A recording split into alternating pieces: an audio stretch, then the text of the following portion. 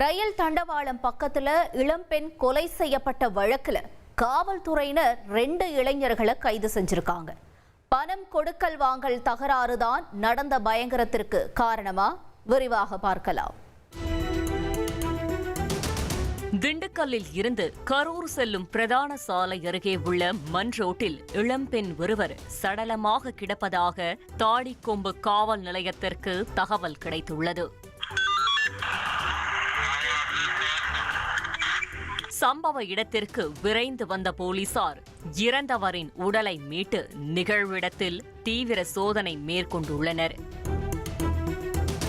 உடல் மீட்கப்பட்ட இடத்தின் அருகிலேயே ரயில் தண்டவாளம் இருந்த காரணத்தால் ஒருவேளை அந்த இளம்பெண் ரயிலில் அடித்து தூக்கி வீசப்பட்டிருக்கலாம் என்கிற சந்தேகம் எழுந்திருக்கிறது.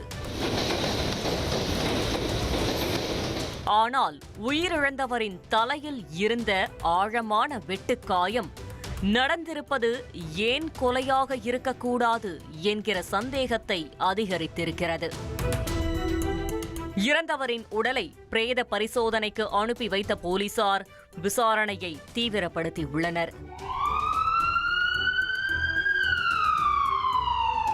உயிரிழந்தவர் 25 வயதான மீனாட்சி. திண்டுக்கல் மாவட்டம் சீலப்பாடி வடக்கு தெருவைச் சேர்ந்தவர். சம்பவம் நடந்தன்று தீராத வயிற்று வலியால் அவதிப்பட்ட மீனாட்சியை அவருடைய தாய் நாகம்மாள் தொக்கு எடுப்பதற்காக ம.மு. கோவிலூரில் உள்ள வைத்தியரிடம் அழைத்து சென்றுள்ளார்.